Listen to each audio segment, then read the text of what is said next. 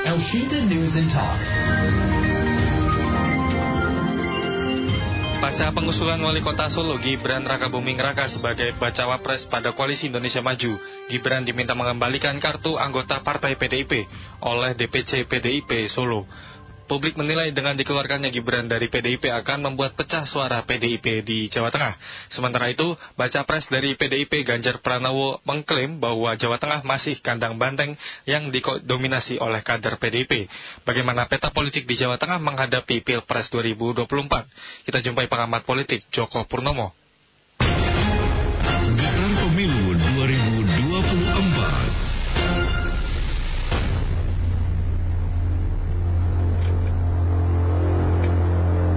Anda pendengar juga dapat bergabung pada diskusi kali ini di nomor telepon 0247648910 dan juga di WhatsApp dan SMS 087721109100.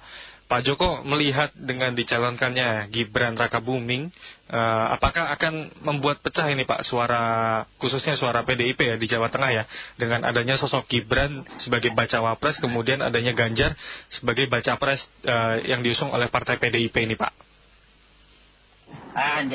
Jadi yang pertama, menurut saya PDIP tidak akan pecah hanya karena faktor Gibran. Itu yang perlu kita pahami. Karena militansi PDIP itu sudah teruji. Dan saat ini tidak akan pecah hanya atau gara-gara majunya Mas Gibran menjadi cawapres. Itu yang pertama. Kemudian yang kedua perlu kita ketahui juga bahwa orang menduga akan pecah ini kan karena faktor Pak Jokowi sebagai presiden nih. Oke. Yang perlu kita ketahui adalah Pak Jokowi itu punya relawan sendiri gitu ya. Punya relawan yang memang cukup banyak, di mana relawan Pak Jokowi itu mayoritas justru bukan dari PDIP. Itu catatan kedua. Sehingga sekali lagi PDIP di Jawa Tengah tidak akan pecah hanya karena faktor Gibran. Kalau toh misalnya suara untuk Pilpresnya berkurang atau PDIP berkurang, itu bukan faktor Gibran, tetapi bisa jadi malah faktor capresnya gitu. Capresnya dalam ini PDIP. Seperti kita ketahui pada saat Pilgub atau pada waktu Pilgub 2018 gitu ya, kita tahu proyeksi suara Pak Ganjar yang saat ini dicalonkan oleh PDI Perjuangan beserta koalisinya P3 dan Perindo itu dulu tidak sesuai dengan harapan ya atau ekspektasi yang diharapkan oleh kader PDIP, karena dengan modal kader PDIP, kemudian suara koalisi gitu kan, ternyata tidak sesuai dengan harapan. Artinya, kalau toh suara PDIP di Jawa Tengah itu berkurang, itu sama sekali bukan karena faktor Mas Gibran kalau saya melihat data perkembangan. Kita juga perlu ingat juga bagaimana proses pilkada di Surakarta atau di kota Solo gitu ya, kota Surakarta.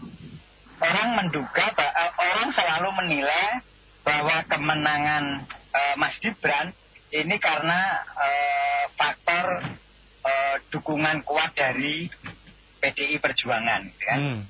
Dan itu memang karena yang merekomendasi PDI Perjuangan. Tetapi ingat bahwa Mas Gibran pada saat itu kompetitornya yang independen itu dalam tanda kutip itu tidak menjadi pilihan mayoritas orang Surakarta gitu kan, yang kebetulan mayoritas dari faktor agama itu didominasi oleh Muslim di Surakarta. Sementara musuh Mas Gibran ini baik calon wali kota maupun calon wali kotanya itu non semua gitu. Jadi kita bisa melihat faktor yang sebenarnya menyebabkan Mas Gibran ini menjadi pemenang muda itu. Meskipun memang harus kita akui mayoritas karena dukungan dari PDI Perjuangan. Nah, dari situ, dari dua peristiwa itu kita bisa menganalisis gitu ya, bahwa PDIP di Jawa Tengah itu tidak akan terkalahkan atau pecah hanya karena faktor Gibran. Karena militansinya iya. Baik. Halo, Pak Joko. Halo. Baik, pendengar, nampaknya kami mengalami sedikit kendala dengan pengamat politik Joko Purnomo yang saat ini kami masih membahas terkait dengan peta politik di Jawa Tengah ya, dalam konteksnya adalah Pilpres 2024. Iya, dan kami akan mencoba untuk menghubungkan dengan Pak Joko Purnomo. Halo Pak Joko, apakah suara saya terdengar? Halo. Iya, halo. Terdengar, soalnya terdengar. Iya, terdengar. Baik. Tadi sempat terputus begitu, Pak. Iya, berarti untuk saat ini meskipun Gibran adalah orang Surakarta ya, kemudian yang merupakan anak presiden yang juga besar di Surakarta, berarti untuk merebut suara PDIP di Jawa Tengah ini jadi masih cukup menjadi PR yang sulit ini ya, Pak? Betul. Jadi sekali lagi militansi PDI Perjuangan itu sudah teruji ya. Oke. Khususnya para kader kepengurusan gitu ya. Bukan sekedar simpatisan. Jadi kader-kader PDIP itu militansinya sudah teruji lah gitu. Dari pemilu ke pemilu karena memang PDI Perjuangan itu lahir dari ujian yang berat pada saat Orde Baru itu. Dan militansinya sampai sekarang saya kira semua orang tidak meragukan. Itu yang pertama. Yang perlu juga jadi catatan yang harus kita pahami bersama. Sejatinya pemilu legislatif dan pemilu presiden wakil presiden ini kan dua pemilu yang berbeda. Iya. Yang pelaksanaannya dilakukan secara bersama-sama. Ini yang perlu kita pahami bersama. Itu catatan terkait dengan penyelenggaraan pemilu. Dengan demikian maka agak sulit kita mengukur pilpres dari pilegnya. Bisa kita buktikan di 2019. Bagaimana beberapa partai di DPR RI-nya dapat kursi, di provinsinya nggak dapat kursi gitu. Di daerah pemilihan yang sama, gitu. Bahkan di kabupaten kotanya. Jadi tidak linear bahwa kemenangan di DPR RI akan dimenangkan di tingkat provinsi, kabupaten kota, dan itu akan sama dengan hasil atau perolehan di pilpres. Itu sangat berbeda. Kenapa bisa seperti itu, memang Pak? Karena dua pemilu ini sejatinya pemilu yang berbeda. Contoh misalnya, kemenangan dari Pak Jokowi itu tidak ansih dari mutlak menunjukkan suara koalisi gitu kan. Kita lihat saja gitu, berapa suara koalisi yang dulu mendukung Pak Jokowi dan sebagainya. Termasuk di dalamnya partai-partai yang dulu mendukung Pak Jokowi sekarang kan sudah terpisah sendiri-sendiri. Ada yang dua ini di koalisi perubahan, yang satu ada di PDI Perjuangan itu, dan sisanya ada di koalisi Indonesia Maju misalnya. Ya ini semua kan dulu partai-partai yang mengusung Pak Jokowi, bahkan dua periode Pak Jokowi, hidup mati Pak Jokowi gitulah Kang Odi. Yang sekarang membentuk koalisi sendiri-sendiri. Nah dengan munculnya Gibran, Mas Gibran dalam ini di koalisi Indonesia Maju, tidak serta-merta kemudian menggeser atau memecah suara PDI Perjuangan, khususnya di Jawa Tengah. Begitu, Mas Akbar. Iya, berarti memang untuk saat ini kondisi di Jawa Tengah sulit ya untuk ditembus oleh pasangan lainnya nih, selain Ganjar Pranowo dan juga Mahfud ini untuk suaranya. Lantas, untuk suara PDI Perjuangan relatif bertahan lah gitu ya, bertahan dengan untuk suara PDI Perjuangan gitu. Lantas mungkin daerah mana ini Pak yang mungkin bisa lebih dimaksimalkan lagi untuk pasangan lainnya ini, terutama untuk Prabowo Gibran ini Pak? Ya, kita lihat saja kantong-kantong suara dari pemilu legislatif 2019 dan kantong-kantong Pak Jokowi ada di mana. Kita ukur dengan ada nggak korelasi antara partai pengusungnya dengan perolehan Pak Jokowi misalnya. Di situ kita bisa melihat gitu. Kita bisa melihat sejauh mana efek dari Pak Jokowi. Makanya ada beberapa pengamat yang mengatakan bahwa bukan Pak Jokowi yang membesarkan PDI Perjuangan, tetapi sebaliknya gitu kan. Justru Pak Jokowi yang membesarkan PDI Perjuangan. Di beberapa daerah begitu. Dan itu bisa kita lihat juga pilkada serentak dari 2015 sampai 2020. di mana kantong-kantong itu relatif bertahan atau relatif tetap, Mas. Ada relatif tetap itu begini. PDI Perjuangan perolehan mayoritas ya di kabupaten-kabupaten itu, ya. Yang lain didominasi oleh partai-partai lain gitu di beberapa kabupaten kota lain gitu, misalnya. Itu bisa kita lihat dari pemilu terakhir di pemilu 2019 dan juga pilkada 2020 gitu. Itu bisa kita lihat posisinya ada di mana, sehingga tidak bisa kemudian katakanlah koalisi Indonesia Maju ya dalam ini Pak Prabowo serta merta menggeser suara PDIP misalnya. Itu tidak bisa. Tetapi di Jawa Tengah akan sangat dinamis ya. Karena kalau kita lihat Pak Prabowo kan pernah maju itu ya. Pernah maju Pak Prabowo itu di 2019 dan suaranya di mana ada beberapa kabupaten kota di mana Pak Prabowo itu mendominasi suaranya. Gitu. Yang saat ini justru kalau kita lihat di lapangan suara-suara yang daerah-daerra yang dulu didominasi oleh Pak Prabowo itu mayoritas ada atau berada di Anies Caimin itu. Kalau kita melihat kantong-kantong itu, ya. Begitu juga kalau kita melihat pilgub terakhir di 2018 di Jawa Tengah misalnya, kita bisa melihat perolehan Pak Sudirman Said mencapai 41, sekian atau 42%. Itu karena faktor apa? Ya faktor partai pendukungnya yang di 2019. Iya. Baik. Halo, Pak Joko. Iya, nampaknya kami mengalami. Iya, tersambung ya Pak ya? Oke, tersambung. Iya, tadi sempat terputus itu Pak di tengah tadi. Iya, berarti untuk saat ini selain tadi ya dari dua koalisi ini yang dikabarkan merebutkan ya suara di Jawa Tengah, untuk di koalisi perubahan sendiri apakah ada celah ini Pak untuk khususnya ya di Jawa Tengah ini Pak?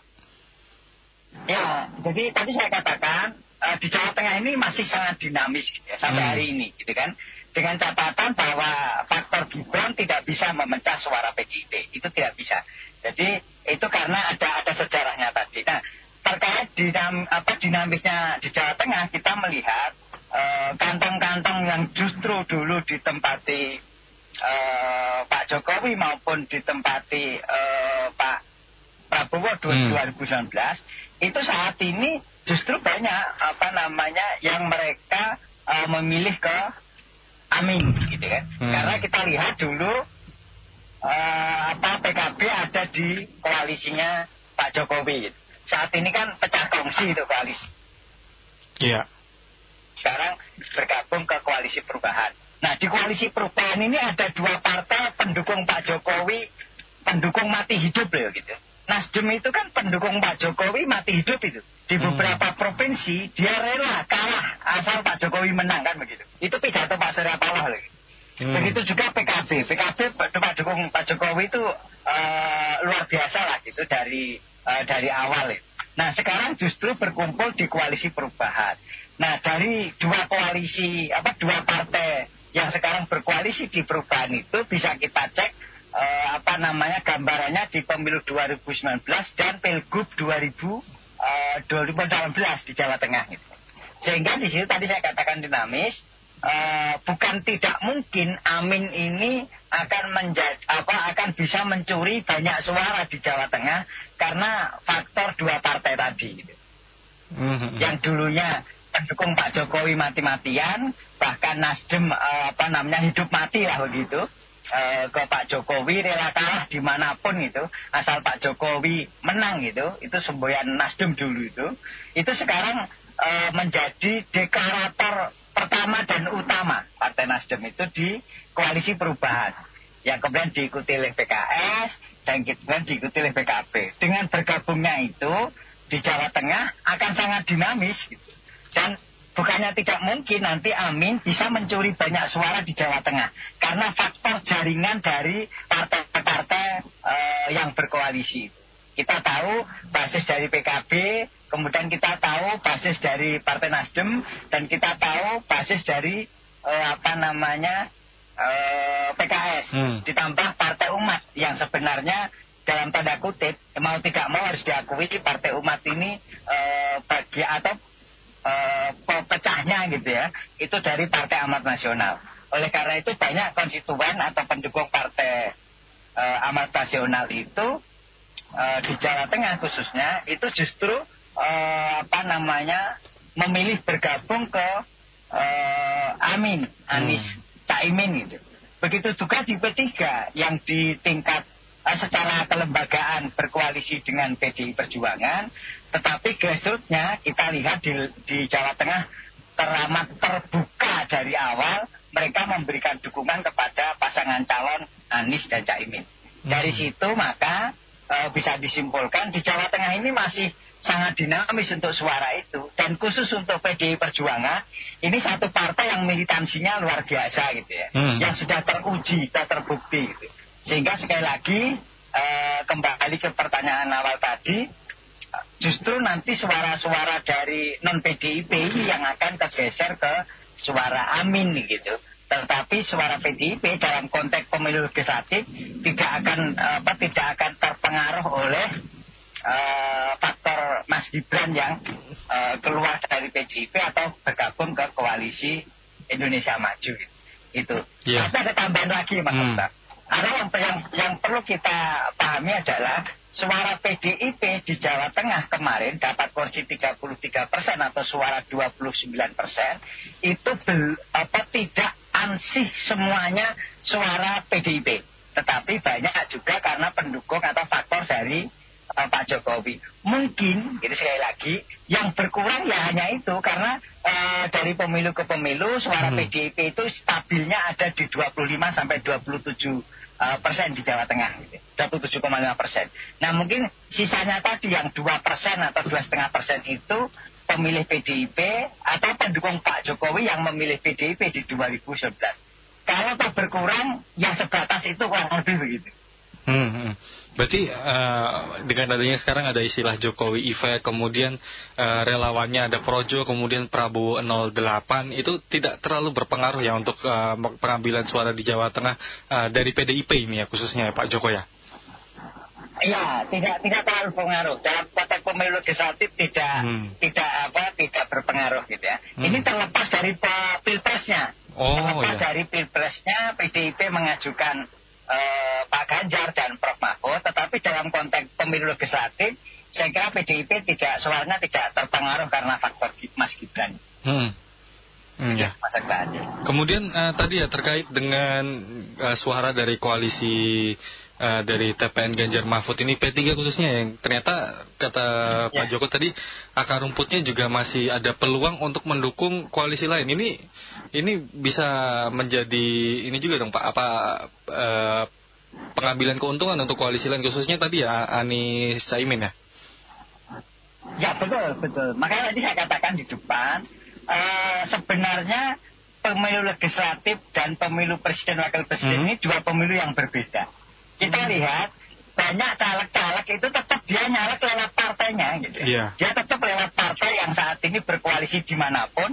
Tetapi ketika berbicara pilihan presiden wakil presiden itu sangat berbeda. Ini kita lihat di lapangan ketika mereka kampanye atau sosialisasi dirinya gitu kan.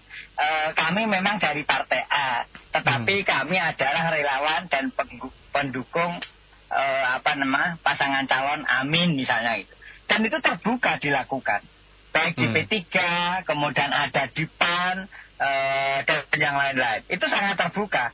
Bahkan di beberapa pemilih Demokrat dan pendukung Demokrat, bahkan caleg Demokrat, gitu kan, yang dari awalnya ikut di koalisi perubahan, sekarang pindah ke koalisi Indonesia Maju.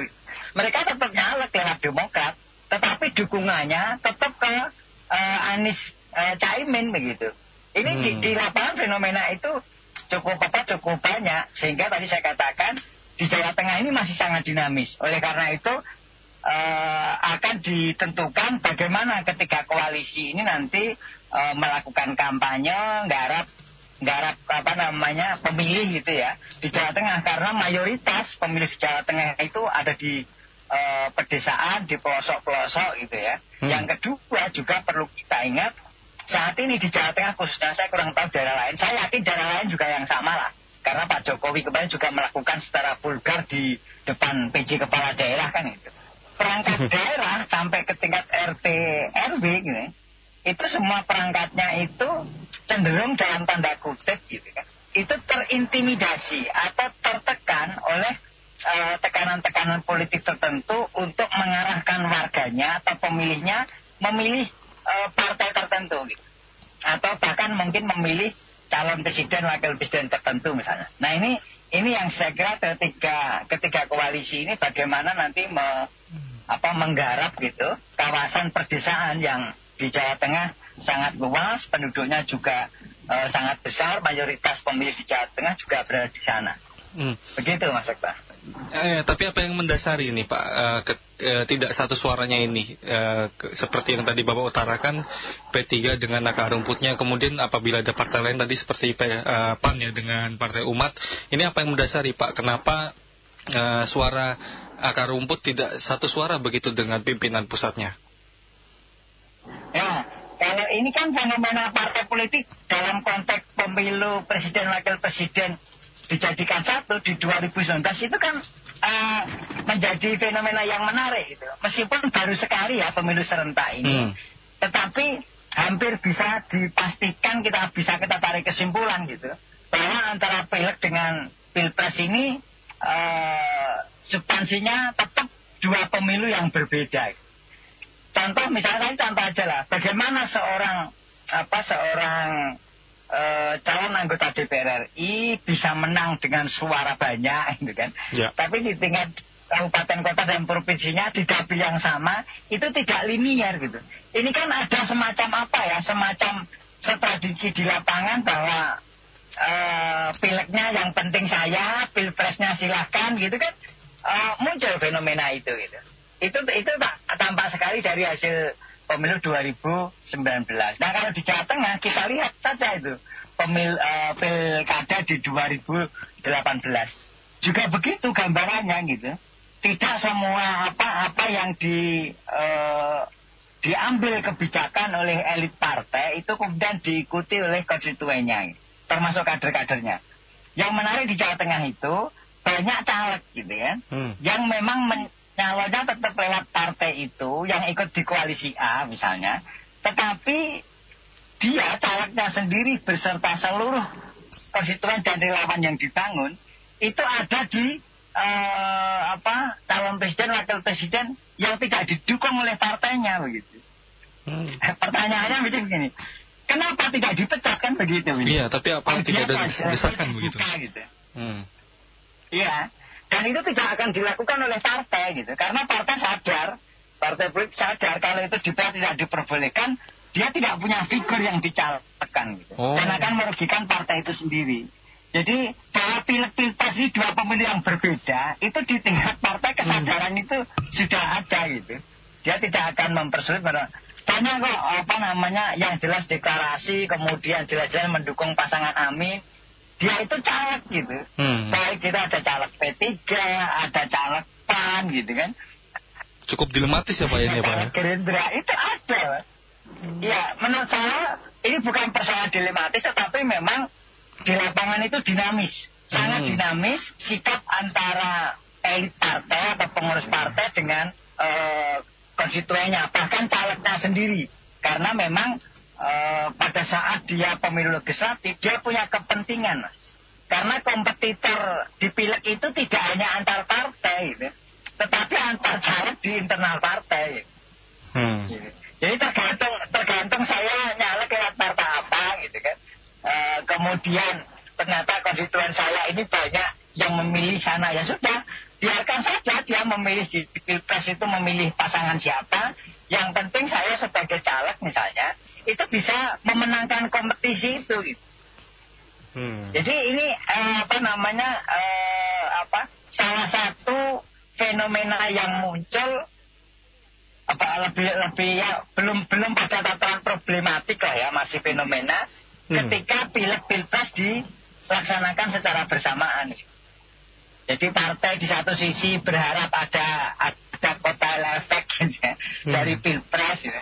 Tapi sebaliknya Pilpres berharap dapat dukungan sesuai dengan tergambarkan dari partai politik yang mengusulkan gitu. Dan itu di lapangan ternyata tidak semuanya terbukti seperti itu.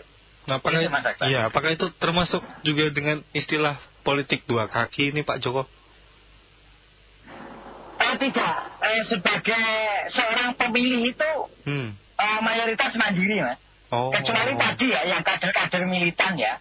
Yang kader-kader militan itu meskipun calonnya nggak disukai, ketika dia militansinya tinggi mengikuti perintah partai, maka dia akan dengan tutup mata mengikuti apa yang diperintahkan oleh pimpinan partai politik. Tetapi kan tidak semua kader partai begitu.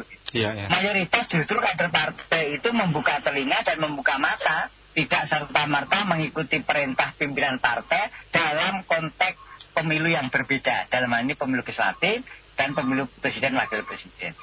Dengan proses pemilihan umum ini kan tidak serentak seperti 2019 lalu. Ini kan presiden dahulu baru legislasi. Apakah ini juga dapat meredam pecahnya suara satu partai, Pak Joko, menurut Bapak? Tidak, ini kan gini. Ini sama dengan 2019. Sama. Pilpresnya tanggal 14 Februari.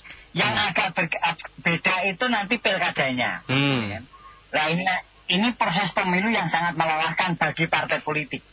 Pada saat ini dia berpikir pemilu legislatif, bagaimana saya harus mendapatkan kursi, bagaimana saya harus lolos parliamentary threshold gitu kan. Di satu sisi saya kalau mengikuti koalisi ini belum tentu lepas contoh lah. Ini kan survei terakhir itu kan ada partai yang saat ini ada di parlemen bisa gagal gitu. Karena sikap pimpinan partai politik berkoalisi di kelompok A gitu, sementara konstituennya itu sebenarnya adalah pendukung di pasangan B misalnya. Nah ini hasil survei terakhir kan membuktikan begitu. Ada 3 partai yang diprediksi atau diproyeksikan tidak akan masuk ke atau tidak lolos parliamentary threshold gitu. Meskipun calon presiden wakil presiden bisa saja menang. Makanya yang perlu kita cermati bersama adalah bahwa pemilu legislatif dan pemilu presiden wakil presiden ini itu sampai pelaksanaannya dibuat bersama pun sejatinya tetap pemilu yang berbeda. Gitu Pak. Iya Pak Joko, pembicaraan yang menarik ini Pak Joko, namun karena keterbatasan durasi kita cukupkan, nanti lain waktu kita sambung kembali ya Pak ya dengan pembahasan yang berbeda. Selamat siang Pak Joko, terima kasih atas waktunya bersama Sinta. Terima kasih. Iya. Demikian pendengar, pengamat politik Jawa Tengah yaitu adalah Joko Purnomo. News and Talk.